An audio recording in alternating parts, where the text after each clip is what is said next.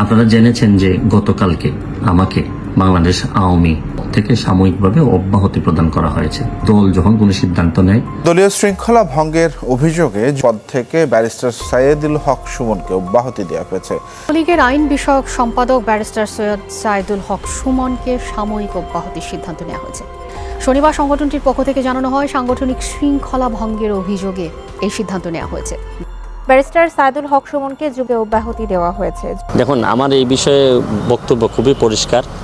একটা ভালো মানুষকে এইভাবে আওয়ামী লীগ দল থেকে বের করে দিল, এটা কিন্তু কোনোভাবেই মানানসই নয়, এটা কোনোভাবে কাম্য নয় নেটিজনদের। সন্ত ভিউয়ার্স, আমরা যেটা জানি, ব্যারিস্টার সুমন এবং মাশরাফি বিন মর্তুজা তিনি যেভাবে কাজ করতেছেন তাতে আওয়ামী লীগের এই দলটির সুনাম নিয়ে আসতেছেন, আর সে জায়গায় হঠাৎ করে এই অবস্থা হলো। আর কিসের জন্য দল থেকে বাদ দেওয়া হলো নিশ্চয়ই আপনাদের জানা দরকার। চলুন এই ভিডিও ফুটেজটি শুনুন একটু। সংসদ সদস্য যারা আর বাকিরা রয়েছেন তারা তো প্রকাশ করছেন না, তাদের কি কোনো না কোনো ভাবে চক্ষুশূল হয়ে যাচ্ছেন না? আস্তে আস্তে সবাই সবই করবেন। বাজারে যখন নতুন 100 টাকার নোট আসে তখন পুরাতন নোটগুলা এমনিতেই মানুষ মানিব্যাগ থেকে সরাই দেয়। এটা কাউরে আবার এই স্ট্যান্ডিং অর্ডার দেওয়া লাগে না যে ভাই সরান সরান। এই পুরাতন মাল এইখানে মানুষ রাখে না। এটা কতদিন সময় লাগবে এটা প্রশ্ন হইতে পারে, কিন্তু পুরাতন জিনিস, যে জিনিস ভালো, যে জিনিস স্বাচ্ছন্দ্যের, এগুলো তো মানুষ নিবেই। আর না নিলে আপনি অতীত হয়ে যাবেন। নিশ্চয়ই এই ভিডিও ফুটেজটা আপনারা শুনলেন, এবং সেখানে ব্যারিস্টার সুমন একটা কথা বলেছিলেন যে নতুন টাকা যখন বাজারে আসে পুরান টাকা তখন অটোমেটিক্যালি পকেট থেকে সরে যায়। মানে বর্তমান নতুন ইয়াং জেনারেশন যে নেতাগুলো উৎপাদন হচ্ছে বাংলাদেশের মধ্যে, যারা আসতেছে, এরা আস্তে আস্তে যারা দুর্নীতিবাজ, যারা চোর, যারা ডাকাত, কোটি কোটি টাকা বাংলাদেশের মেরে খায়, তারা আস্তে আস্তে ঠিক এভাবেই সরে যাবে। অর্থাৎ তারা এইভাবে সংসদ থেকে সরে যাবে, আর নতুন যারা রয়েছে, যারা বাংলার সুনাম চায়, যারা বঙ্গবন্ধুর আদর্শ লালন করে, ওই ব্যক্তিগুলো আস্তে আস্তে ঢুকে যাবে, তখন সংসদ পরিশুদ্ধ হয়ে যাবে। এরা ব্যারিস্টার সুমনের কথা, আর এটাই যেন কাল হয়ে দাঁড়ালো তার জন্য। জীবন ধরে বিস্তারিত থাকছে কেন তাকে এরকম বহিষ্কার করা হলো আওয়ামী লীগ থেকে, তো সেই ভিডিওটি আমরা এখন দেখবো। চলুন আমরা সেই ভিডিওটি দেখে আসি। তার আগে একটি তার বক্তব্য শুনে আসি ব্যারিস্টার সুমনের। দেখুন, আমার এই বিষয়ে বক্তব্য খুবই পরিষ্কার। ব্যক্তির চেয়ে দল বড়।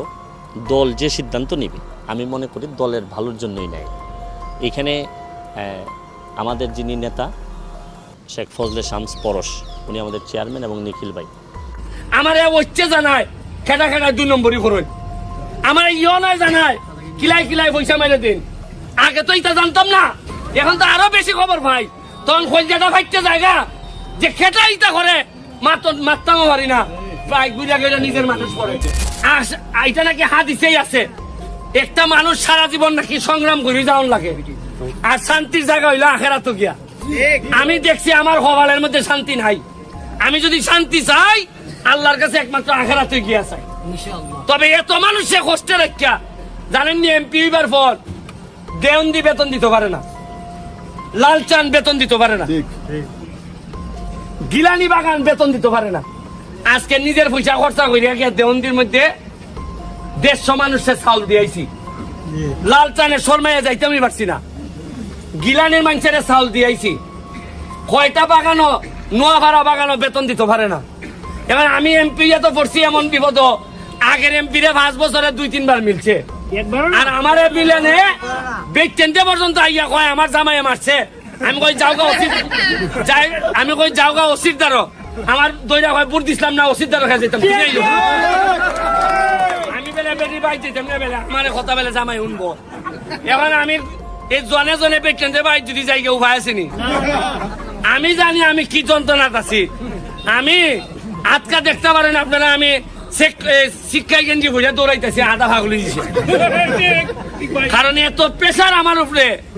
বাসাটার মধ্যে গিয়া দেখেন 500-600 লোক জায়গা, যে বেটা রোয়ানা দেয় মেম্বারের দ্বারা যাইতো, খবর উঠছে ব্যারিস্টার আইসে আইও এমপির দ্বারা যাইতো। ইটা কাম আমার না, কিন্তু মেম্বারের কাম, জায়গা আমার ধরো। আর আমি তো চিনি, হয় ফুটবল খেলছি, নাইলে মাঠের মধ্যে মাটি বানাইছি, নাইলে সিনাই বিলের ব্রিজ বানাইছি, কুস্তা না কুস্তা তো বানাইছি। ওই এর লেগে সেরাও আমি চিনি। উনকা উনয়ন সংসারের বড় ভাই যেমন দুনিয়ার যত যন্ত্রণা লওন লাগে, এইভাবে আমি আমার যন্ত্রণা লইতেছি। ভবিষ্যৎ যারা নেতা আইব, চেয়ারম্যান নির্বাচন আইতেছে, আমি কইমু সবাই মিললিয়া আমরা একটা ভালো সোনার ঘাট বানাইতাম চাই। আমার কারো সাথে কারোর সাথে আমার শত্রুতা নাই। আমি বিশ্বাস করি আপনারা যারা নির্বাচিত করবা সেই আমাদের নিয়ে একসাথে কাজ করতাম, আপনারা প্রতিনিধি সে। তবে আমার শান্তির লাগে আমি যে চরিত্রের এইভাবে যদি মিললে জায়গা তাইলে সোনারঘাটটারে একবারে সোনায় বান্ধাই নিতাম পারবো। কারণ শেখ হাসিনার সরকার যেভাবে টেকা দেয় আমার আগে জানা আছিল না, এইভাবে মানুষের লেগে টেকা দেয়। 6,000 শ্রমিকরা 5,000 টাকা করে দিতেছে চা বাগানের শ্রমিকরে। আপনারা জানেন হারভেস্টার, ধান কাটার হারভেস্টার গত মাসে 15টা পাইছি আমরা। কয়টা পাইছি? 15টা। এক একটা হারভেস্টারের দাম 40 লাখ টাকা করে। এত বরাদ্দ আছে চিন্তা করতে পারত না, কিন্তু ওই সুরার ঘরের সুরা হতে লেগে বরাদ্দ গুলা যায়। আপনারা খারাপ কইতে পারেন আমারে যে বেটা এমপি হয়ে গেছে, বেটা আমাকে ভ্যান চার্ট করে সেন লাগাই ঘুরতো, কিন্তু আমার ইটা দেখি তো আমি এখন আরো বেশি খবর পাই। আমার হচ্ছে জানায় খেটা 2 নম্বরই করুন, আমার ইও নাই জানায় কিলাই পয়সা মেরে দিন। আগে তো ইটা জানতাম না, এখন তো আরো বেশি খবর পাই। তখন খোলজাটা ফাইটতে জায়গা যে খেটা ইটা করে মারতামও পারি না, প্রায় গুড়া গেলে নিজের মানুষ করে। যাই আমার লেগে দোয়া করবা। আপনারা এমপি হিসাবে আমি সবচেয়ে রিস্কে আছি। আমার সবসময় সিকিউরিটি হয়েছে যে রাত বাড়িতাম না। সারা দেশে কি জাত একটা আছে জায়গাত আমি আছি, আপনারা বুঝুন কেন লাগে আমি আমার এলাকার মানুষের বরাদ্দের কথা কইল ইসলাম যে আমি 29 কোটি পাইছি। এর লাগিয়া সংসদের ভিতরে আমার নামে এক এমপি বিচার দেয়া হয়, মাননীয় স্পিকার আমরা লজ্জায় বাসি না, সব খবরে কই দিলাইতেছে। মানে আমি যে খবর কইয়া দিলাই এর লেগে এর আবেলা ইজ্জত জায়গা। এর মানে কত হইল? লুকাইয়া রাখতায় এমডি আড়াইতায় আর এমডি বার করতায়। এর লাগে তো দেখুন হাজার কোটি টাকায় উন্নতি হয় না করে। আর আরো আছে বললাই তো খাইন নই, বললাই কিতা করে বললাই উরু মাছ আমার খাই দিতেছে সব। আর সাথে কিতা করে বললাই 3-4 ভাড়াদার রাখে, প্রতিটা এলাকাত বললার ভাড়াদার আছে। আর সাধারণ মানুষ যাইতে গেলে ভাড়াদারে কয় আপনারা জেনেছেন যে গতকালকে আমাকে বাংলাদেশ আওয়ামী যুবলীগের আইন বিষয়ক সম্পাদক পদ থেকে সাময়িকভাবে অব্যাহতি প্রদান করা হয়েছে। অনেকে আমার কাছে এই রিয়াকশন জানতে চেয়েছেন, তা আমি শুধু আপনাদেরকে বলতে চাই যে এখানে রিয়াকশনটা হচ্ছে গিয়ে খুবই পজিটিভ। আমি বিশ্বাস করি দল যখন কোনো সিদ্ধান্ত নেয় তখন দলের ভালো হবে এরকম চিন্তা করেই সিদ্ধান্ত নেয়। আমার এই সিদ্ধান্তে কোনো দ্বিমত নাই। আমি বিশ্বাস করি যে দল তার ভালোর চিন্তায় এই সিদ্ধান্ত নিয়েছেন।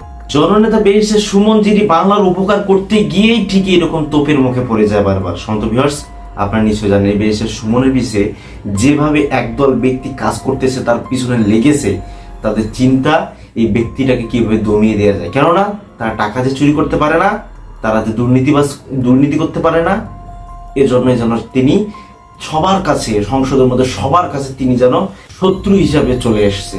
জি বন্ধুরা, ব্যারিস্টার সুমনকে কেউই দেখতে পারেন না, একটাই কারণ তিনি বঙ্গবন্ধুর আদর্শ বাংলাদেশের লালন করতে চায়, তিনি সোনার বাংলাদেশ করতে চায়, তিনি এটাই চান বাংলাদেশকে দুবাইতে পরিণত করবে। বাহিরের দেশে আমাদের দেশের লোক যাওয়া লাগবে না, আমাদের দেশের লোক আমাদের দেশে কাজ করবে, বরঞ্চ বাহিরের দেশের লোক এসে আমাদের বাংলাদেশে কাজ করবে। এটাই যেন ভুল ছিল ব্যারিস্টার সুমনের, এটাই যেন চিন্তার ভুল ব্যারিস্টার সুমনের, যার জন্য তার সঙ্গে এরকম ঘটনা ঘটাচ্ছে। ব্যারিস্টার সুমন বাংলার ফাটাকিষ্ট বলতেছেন সবাই। কেন বলতেছেন? কারণ তার কাজ দেখেই বলতেছেন। আপনারা এই মুহূর্তে কমেন্ট করুন, ভিউজ পরিমাণে কমেন্ট করুন, ব্যারিস্টার সুমন আসলে কাজটা ঠিক করতেছে নাকি ভুল করতেছে, আপনার মন্তব্য কি আমরা দেখতে চাই। আজকের ভিডিও পর্যন্ত, কে কোত্থেকে ভিডিওটি দেখছেন অবশ্যই জানাবেন। আজকের ভিডিও পর্যন্তই, চ্যানেলটিকে নতুন হলে সাবস্ক্রাইব করুন, বন্ধুদের পাশে থাকুন। আল্লাহ হাফেজ।